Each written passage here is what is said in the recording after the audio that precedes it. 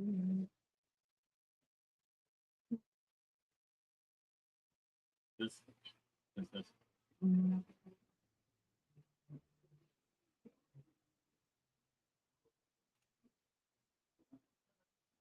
okay.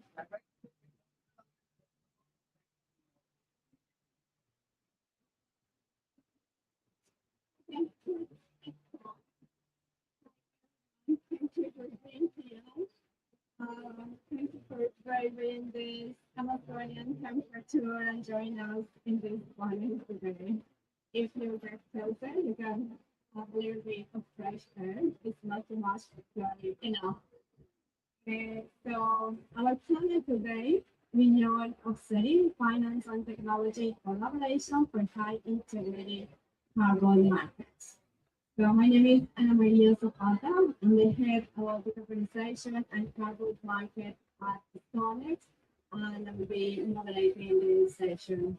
So as we all know, the carbon market is evolving. We are moving beyond simple offsetting to more strategies where carbon becomes a managed asset, based on data, government standards, and scale to finance and technology.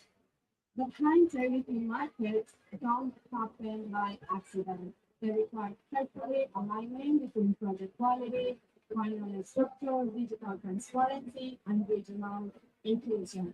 And this is what we have here in each of our panelists. So let me quickly introduce each of them. So we have Thomas. Thomas is the head of environmental products at EDF Trading. He has over 20 years of international experience in corporate decarbonization, net zero strategies, and climate policy. He leads EDF Trading of green certificates, including carbon credits, renewable energy certificates, biometering, and nuclear guarantees of origin. Then we have Renata Flores.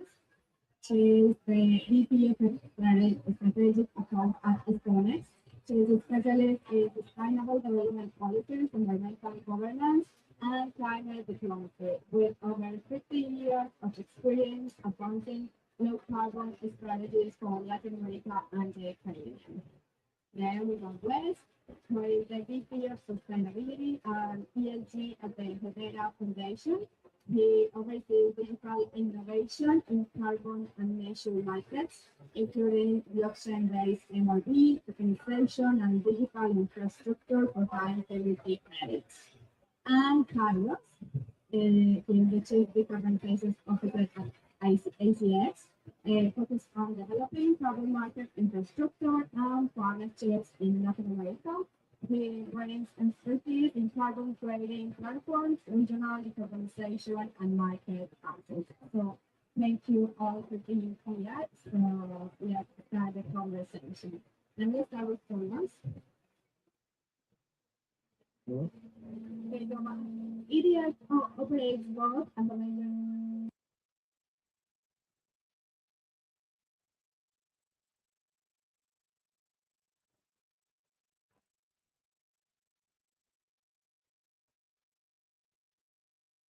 An overview of what EDF is doing in the carbon market, including the obligations that you have under the compliance aspect and how you are integrating that with the voluntary trade market. Okay, thanks for having me here. Welcome everyone to this panel.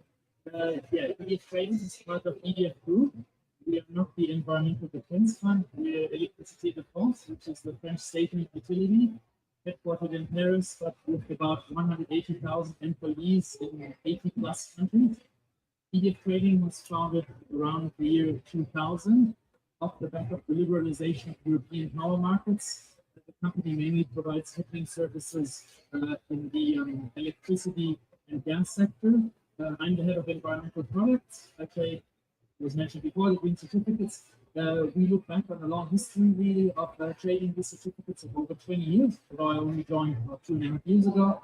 The company was very active in the CDM days, generating a huge amount of CDRs that were sold under the European ETS in lieu of the EUAs. So that speaks then to the obligations that EDF would have. EDF, of course, as one of Europe's larger emitters, but one of the most decarbonized utilities in Europe. I think we're only behind one or two Scandinavian ones who have more hydro. We have a lot of nuclear as well. But nonetheless, EDF across various jurisdictions has quite a significant exposure to the ETS, which is not managed by my team, but which is managed directly by the people that also provide the hedging services on the power and gas side. At the environmental products desk, however, we do manage the EU ETS obligations of some of the smaller entities in the French overseas territory. So every now and then we get letters from Electricité de Mayotte, which is in the Indian Ocean, or from French Guyana, which is not too far from here, and then we manage that. But yeah, quickly over to the voluntary side. On the voluntary side, the EDF Group, first of all, they have a net zero target 2050, and this target previews the inclusion of renewable credits starting 2030. The extent to which and how that will be phased in is not yet fully defined.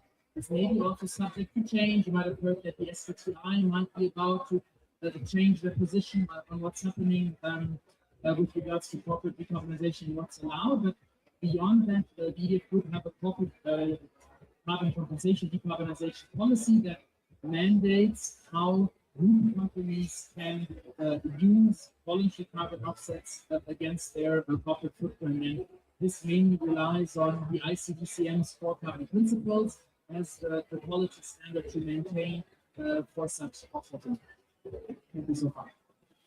Can you say review for us to ask you what the last part of your and how you integrate or how you see high integrity credits when you are looking for credits in your strategy?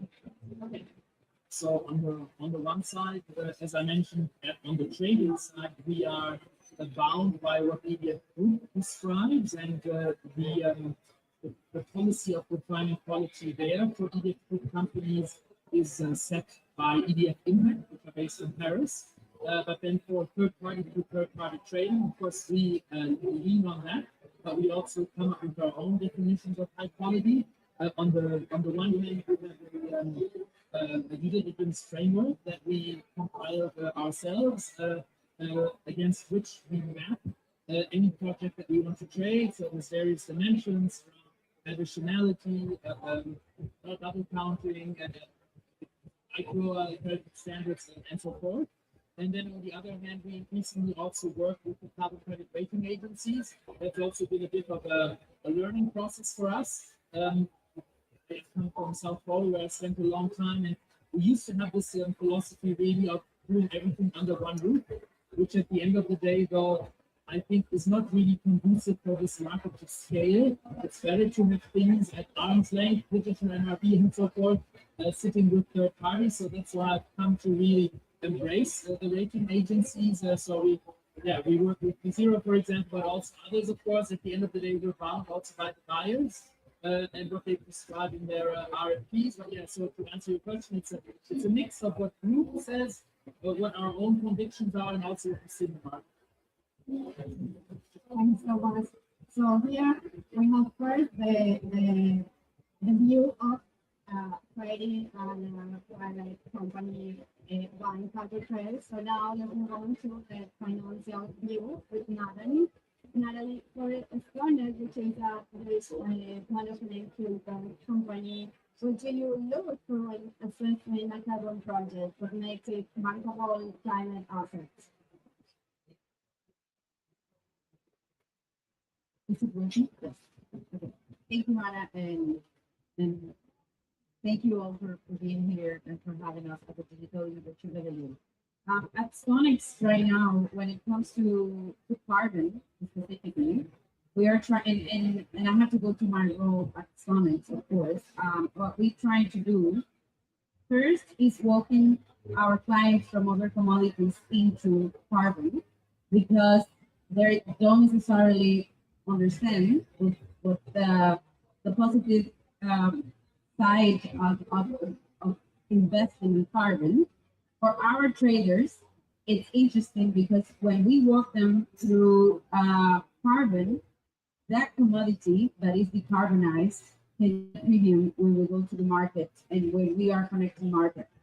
Perhaps it's coffee or precious metals or any other soft commodities. What we try to do is to walk them into the process of compliance specifically. Normally, they are more conservative if they don't have any compliance requirements when it comes to the commodity itself or the value chain that it's also attached to compliance. And basically that's what I enter into the picture. And in terms of risk management, right now we are also trying to walk our clients into global decisions that we've been waiting 10 years to have in place, the global decisions that are now being downscaled into national scheme, and that translates to carbon pricing, to carbon taxing for any type of commodity out there. So what we are trying to do is helping them to manage risk of their exposure to carbon, either in the commodity itself that we are trading or the value chain of that commodity. So that's basically how we approach risk from a financial services company. StoneX is not only carbon. Actually, I like to always clarify that that's the smallest business in what StoneX do. Actually, I was having lunch a while ago, and I was explaining Frederick that we are very strong in payment and forex and other businesses of financial services. But even over there, we are trying to change our internal core culture on this value chain when it comes to carbon exposure in general. And I'll stay with you with the same question about market integrity. What about market integrity? You see that's more like a product quality, data transparency, lack of standardized evaluation framework. How are you addressing that integrity? Well, yesterday we were in a panel in which we had a similar conversation because carbon and the market, it's a very fragmented market, right? So we inherited the Kyoto Protocol from the UN, then that stopped. Then we spent 10 years building a market on voluntary basis because of the lack of international decisions and national framework decisions to actually be able to operate and bring liquidity to the market. Yet we have the infrastructure over there, right? We have the registries, we have the methodologies, we have the technology, we have the project developers. So the ecosystem is complete. Now the international decisions are in place and the national frameworks are being put in place, either through legal decisions in country, resolutions, national decrees. What we are missing, for me, the missing link on all of this is that interoperability of what we already have and how to save time. If we go back and we put ourselves into the approach of climate action and the goals that countries have been setting since the national determined contribution became a thing, if we want to call it that way, and we don't have time to actually reduce carbon emissions.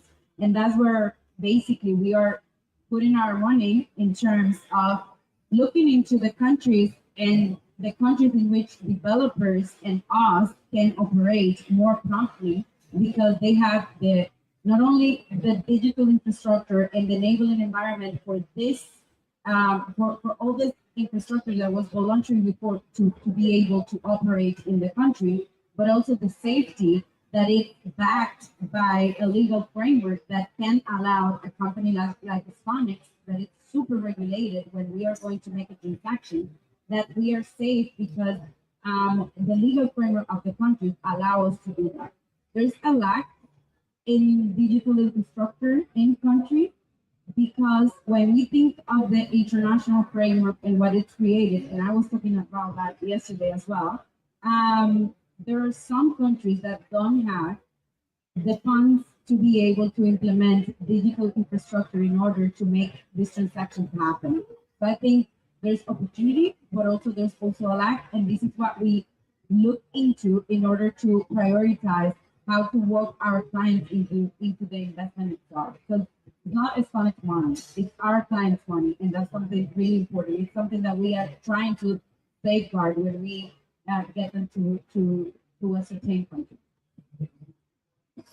Thank you, Natalie. Probably for that solution, and Carlos.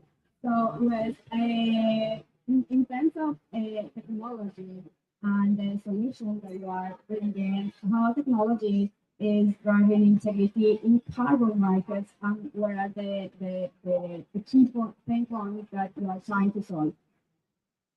So, first of all, thank you to the Digital Innovation Pavilion for putting this event on. It's great to be here alongside all the different companies who fulfill complementary areas of the market. So, StoneX being a Fortune 50 company that focuses a lot on both trading and payments, PDF, the world's largest independent energy generator outside of China, and ACX, who has the largest domestic carbon market here in Brazil, partnered with some great financial institutions globally as well for different global markets.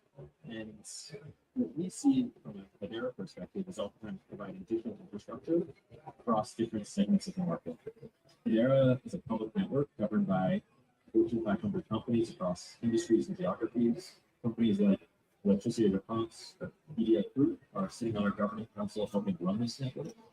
They're alongside like Google, Tata, IBM, academic institutions like London School of Economics or UCL, and those are UCL. But those companies are all helping keep this network running. And then on top of that network, we build infrastructure. And that infrastructure helps us do things like digitalize methodologies, build registry systems for tokenized credits that are used by countries, or work things like financing, whether it's green bonds, carbon forwards, or other type of instruments. As we go to scale markets and think about integrity, which is the best way to scale them, where oftentimes these commodities move at the speed of trust, we need to think about what's inside of the credit.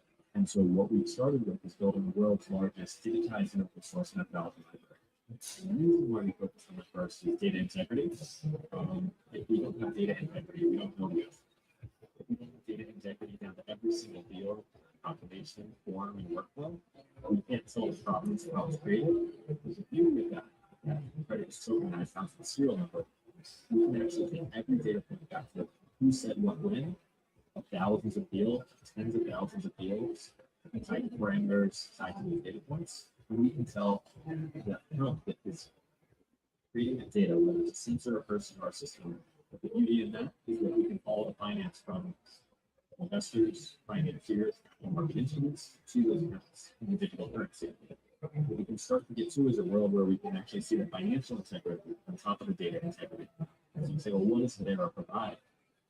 Is it fully integrated supporting standards who are adopting our methodology and technologies in Hedera Garden, and different countries who are adopting our open source national carbon registry capability that is started by the UNDP. We've actually had fun to improve that code base and connect it with that methodology library. Companies like Evercity are helping finance to trace those funds to the same accounts. And what we're trying to do is bring these systems together so that it's useful for ACMs when a credit is produced to say, I know who said what in addition to the unit, the country, and some of the attributes that are maybe tied to a rating. And then when somebody goes to trade it, like an ETF group, they can actually trust the credit. They can trust the value that was created by a community.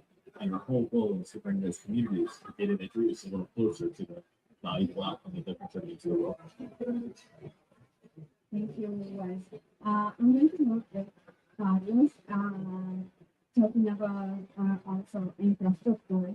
How are you seeing the issue of integrity in the carbon markets evolve?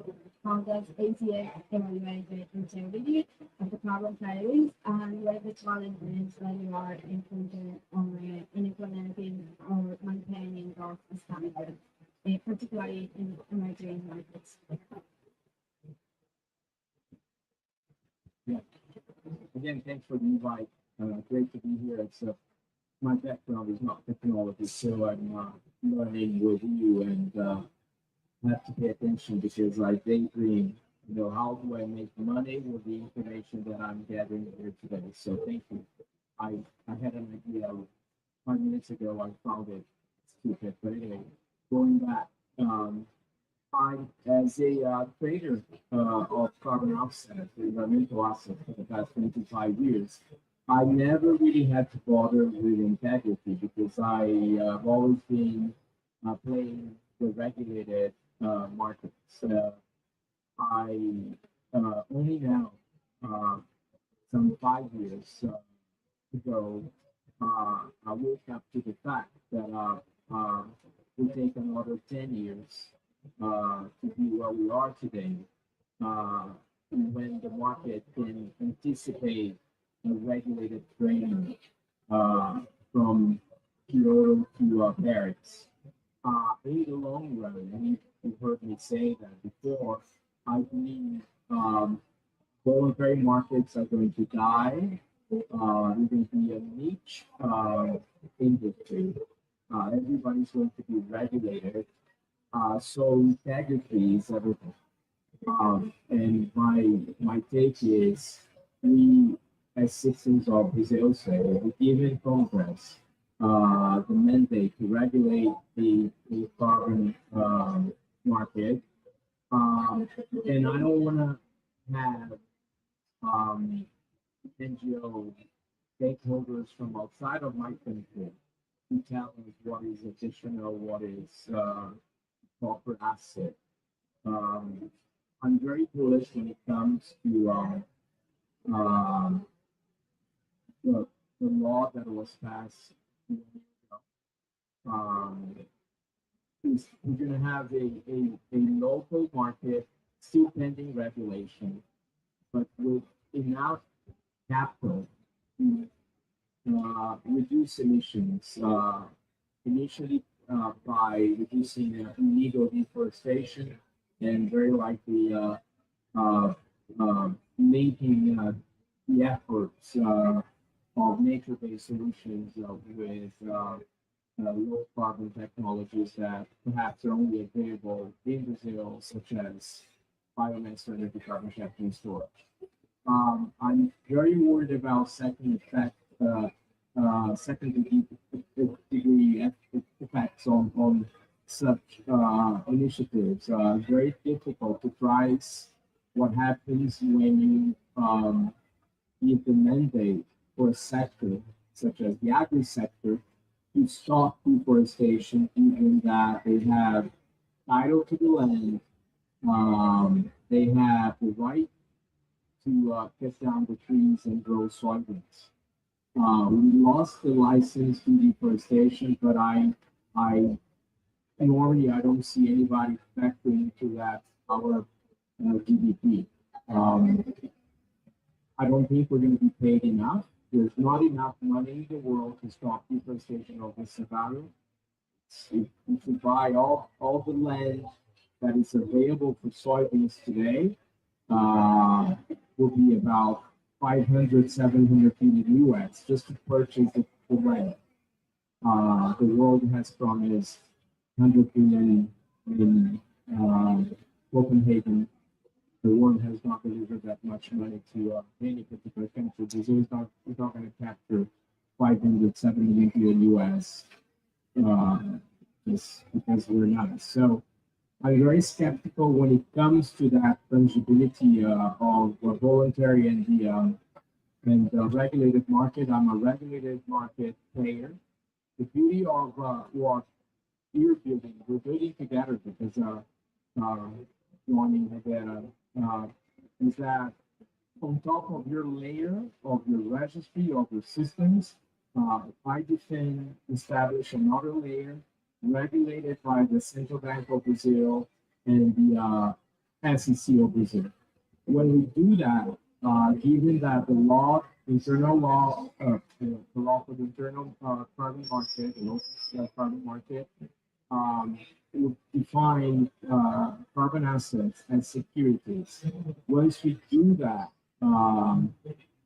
would be very difficult for greenwashing just because it becomes a crime. If you engage into any fraudulent transaction with such assets. So that first initial layer of integrity that you provide, hopefully to the second layer of regulated registries and regulator overseeing everything. That's going to be key and fundamental for us to develop a market that just as a piece of information to you. As of January of next year, insurance companies will have to purchase about $2 billion worth of carbon offset.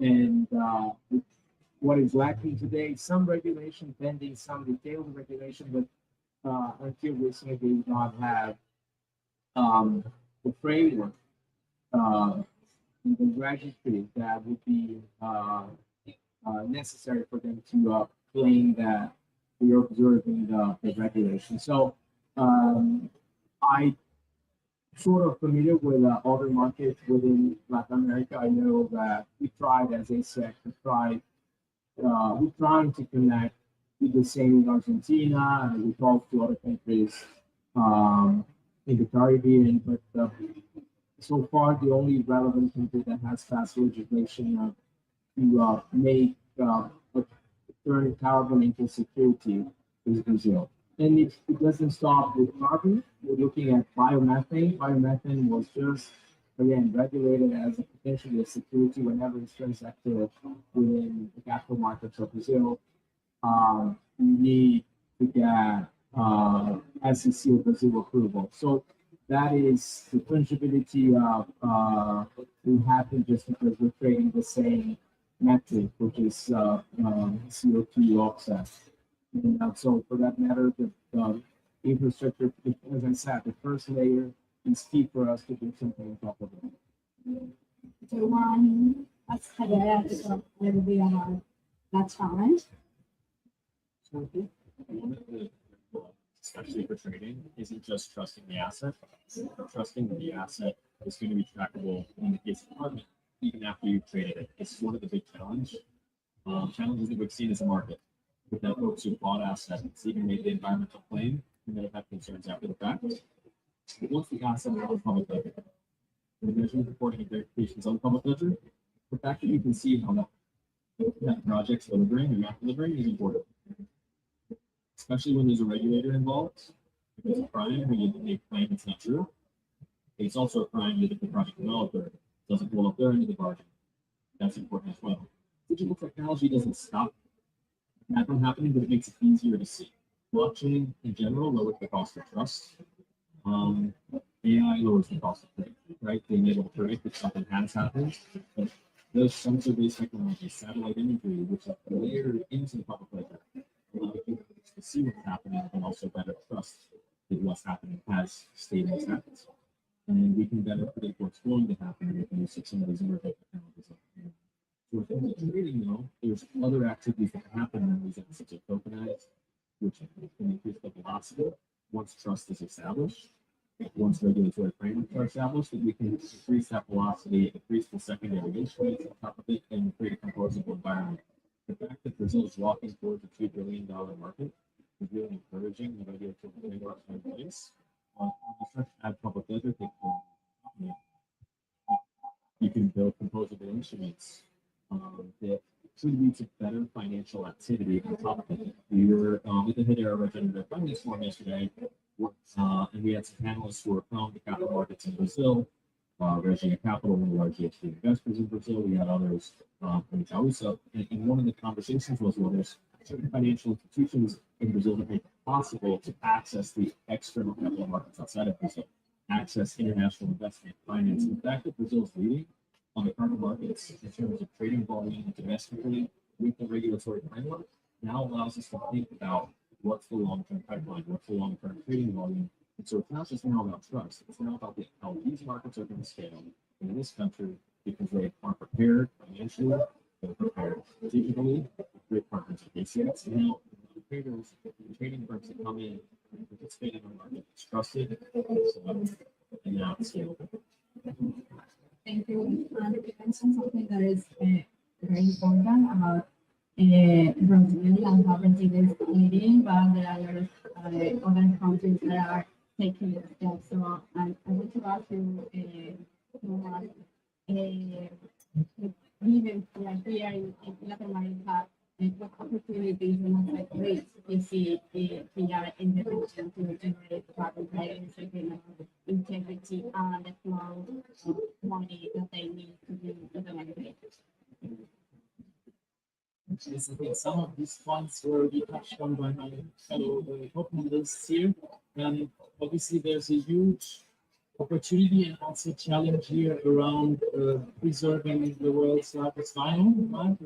The Amazon rainforest, and which is probably also why many of us who come into this space a while ago are here, because we want to help preserve nature and biodiversity for future generations, and that's a very significant undertaking. Now, from our perspective, I take the market's perspective. At EDF Trading, we have the different quality guardrails that we talked about earlier when selecting projects. Internally, it's because we're a regulated entity, we're investment grade, government owned, and so forth. There's quite a lot of barriers and kind of risk committees that we need to cross. And for us, it's easier to do something that's closer to our value chain. So we are in the energy sector, right? We own energy generating assets in Mexico, in Chile, in Colombia, biomass to energy as well, for example. So carbon projects that have this EDF value chain link are easier for me to invest in, especially then if you have a compliance or nascent compliance demand on the other side, as is the case in Chile, for example, as is the case in Colombia, or we have a significant interest also from the voluntary sector, as is the case, for example, in Mexico for IBEX, right? I mean, there's already one.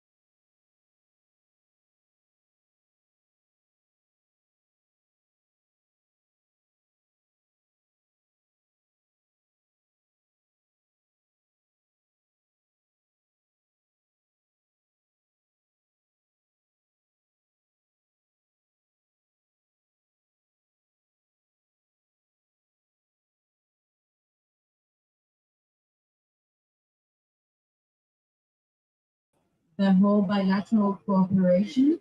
It's that the country has a bilateral agreement with a developed nation.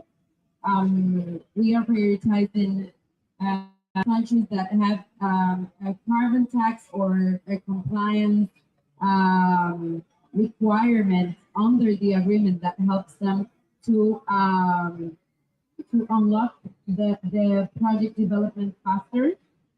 For example, the Japanese crediting mechanism and the new link with Article 6.2 of the Paris Agreement. The Singapore bilateral agreements, because Singapore's carbon tax starts right now in January 2026. meaning that they need to source those credits since for that specific tax framework, they are allowing offset. So that's something we look into as well. And other countries such as Switzerland, South Korea, etc. In terms of Latin America, of course, we look into the countries that are not only developing the legal framework, but that are looking into exporting carbon. Because most of these countries that have bilateral agreements have uh, a very ambitious NDC, but they need to meet that NDC for their own purposes. So perhaps Mexico and Chile, that are countries with a high level of carbon emissions, they need to manage what they are going to export and what they are getting out of the country. I mean, what they are keeping in the country to meet their own NDC. So we look into that as well. And the other thing that we look into is that the national framework allows developers to bring back to the community. And with that national framework, that the benefit distribution, it's robust. There's something interesting from analyzing bilateral agreements for investment with Japan, Switzerland, and South Korea, because these countries are going beyond nature-based solutions. These countries are looking into other technologies and other carbon abatement to deploy climate action. And in terms of the company, since we trade agriculture and we look into adaptation for agriculture and other issues related to trading commodities, soft commodities from agriculture, we look into that as well. And lastly, I think something that we are trying to prioritize is this carbon abatement from waste that is important for countries like Japan, energy or any type of energy. So not only renewable, but also transportation and other projects that are important, for example, for the Swiss bilateral agreement, Cook Club as well, and another part of the world. So basically, we're trying to walk people into carbon beyond forestry, knowing that we have clients that are also interested in the forestry sector. Nevertheless, if we only put the carbon market into forestry, we are going to be running out of time in order to be able to do the real abatement that we want to do. And lastly, we are looking into places, and by places I mean countries, that have projects that are CORSIA eligible. Basically, we have an urgency with aviation. We have a compliant market in aviation that is not fully operational because countries are not able to do a letter of authorization. And that letter of authorization is linked to the Paris Agreement, and countries internally need to come into an agreement like the aviation entity of the country and the Ministry of Environment or Climate Action Ministry of the country needs to come together internally and and and solve what we are waiting for, which are this letter of authorization in order to be able to trade. So those countries that are ready to export for C eligible credit are also countries that we are prioritizing to walk our clients into that type of investment. Thank you, Noeline, for bringing that point to the table. And I think that growing technology countries in emerging countries are lack of technology and they don't ready to implement the mechanism and the process that they need to issue the letters and to have in place the process. Well, what do you think that the priority of the adoption of country for implement in order to be ready to be a compliant market, voluntary market, ETS, but also to be ready for the new digital and transparent carbon market. Yeah. So when it comes to markets require a lot of infrastructure prior to the market It's not always technology. It's the legal infrastructure, regulatory infrastructure here in Brazil. But it's from a technological perspective, for Article 6, there's different ways to get them. So there's an international registry run by the UN. There's going to be country registries that are set up, some of the private tech vendors like S&P or others who are offering registry systems. But we put a lot of funding and efforts into enable open source solutions. Our belief is that there's a series of digital public goods that every country should be able to look to, not just as methodology digitalization, but all to be run by independent crediting standards who have robust established controls and programs. Some countries may take them on a per methodology basis that's bilaterally approved by another country, but others will want to run their own registry infrastructure. And for that reason, we funded the National Carbon Registry software by the UNDP. We see it as the sole open source registry technology today that a country could use and set up for their own doing, no charge, with internal capacity built. And internally being able to enable a country that way, that's really important to get that bilateral financing needed. That financing may not necessarily come from another country who's all taking the credits. It could come from private investors. We've seen Carbon Growth Partners invest in projects in Senegal. It's one of the first private investments into a carbon project. That was actually a technology-based solution the first composting project in Senegal with the National News Agency, StoneX. Now Carbon X is involved in that one, enabling that project from a technology perspective, but that project has to get through a registry. That registry will have to issue credits, and there's already a bilateral agreement with Switzerland to advise it. All of that requires centralization, infrastructure, and a lot of work behind it. We talked about separate systems like emissions trading systems, which will be required for, say, CBAM. Right? If we want to consider decarbonization from an export commodity perspective, that's a totally different set of legal infrastructure that may be required. Infrastructure may need to be required.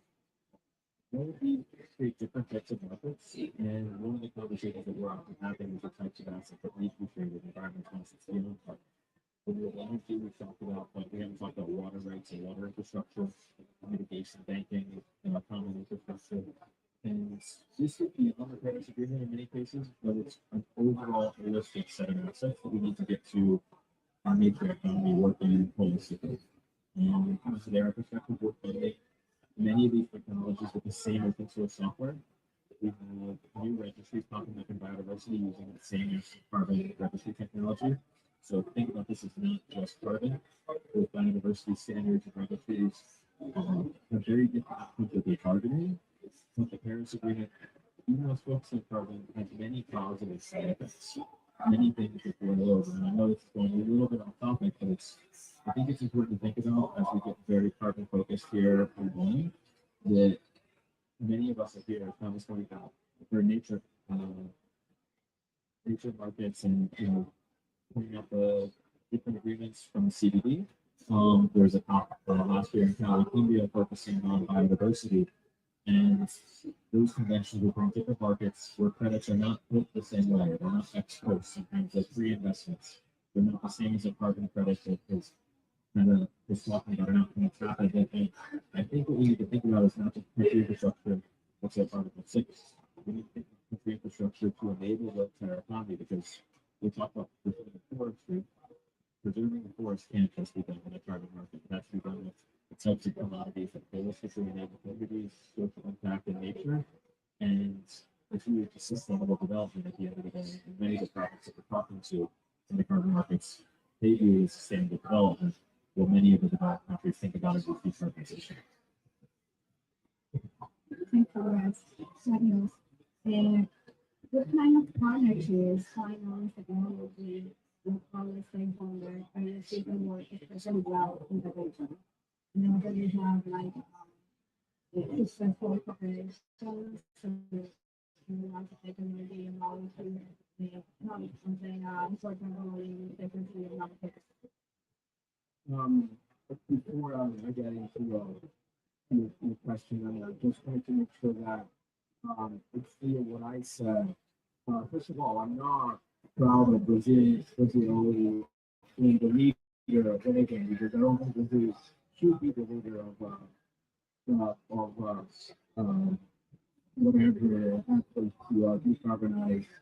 Countries have people don't have friends, we only have interests, and I resent the fact that it's normally it's the upper classes that raise the flags of let's be the leader of the world and setting out the flying agenda. I don't think it's we're still mid income, almost poor country on average. So when I talk about the regulation of the carbon market in Brazil, I'm happy that it's happening, but I'm not claiming that we leaders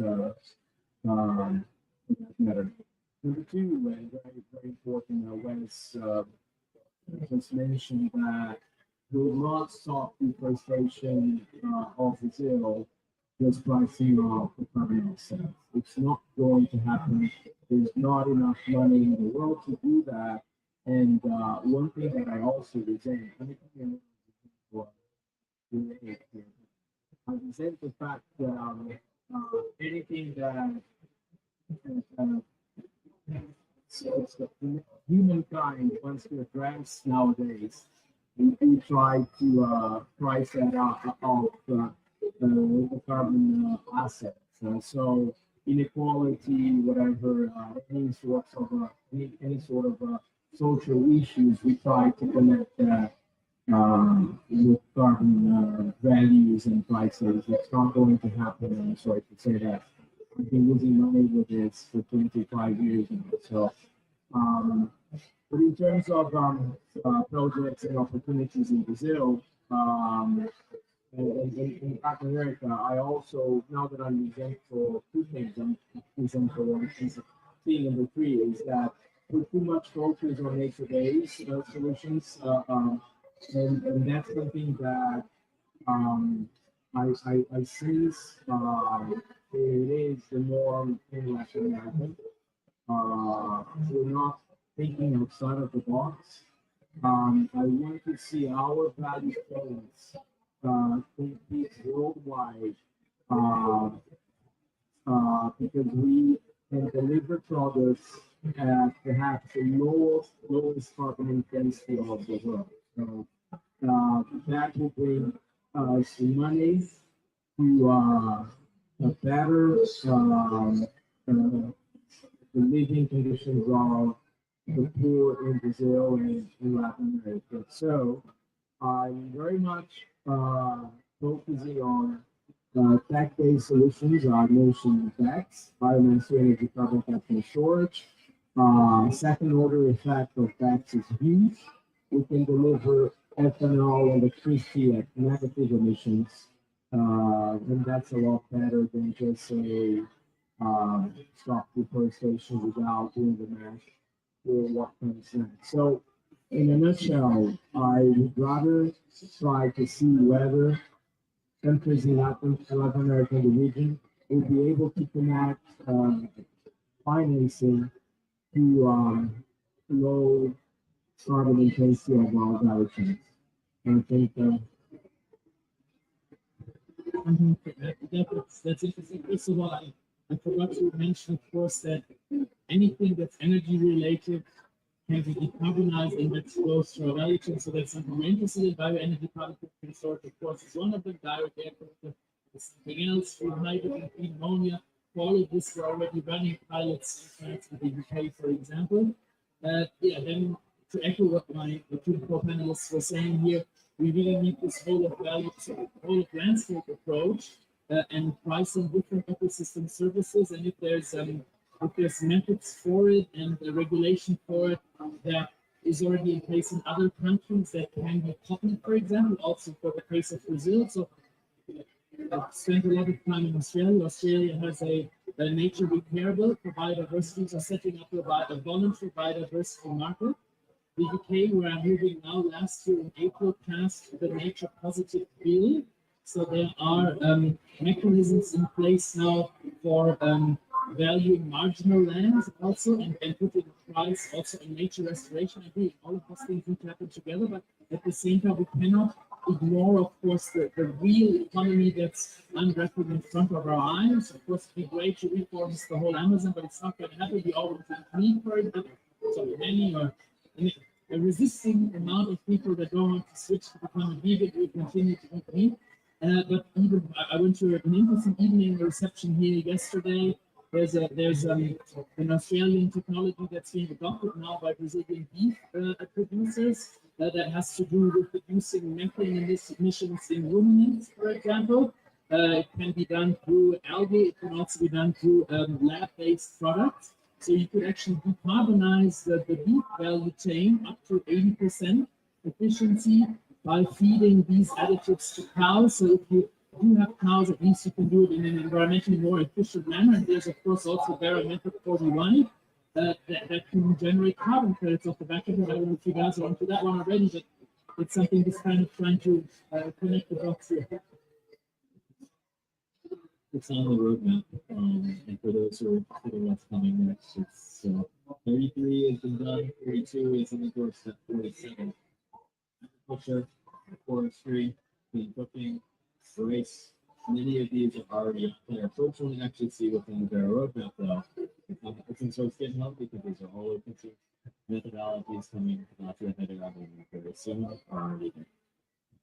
Thank you. And I think that this is the kind of conversation that I like it. And also, talking about carbon market, right now there are margins on carbon market. And we need to see what the name of it is. I would like to take a few minutes to see if someone in our comments questions.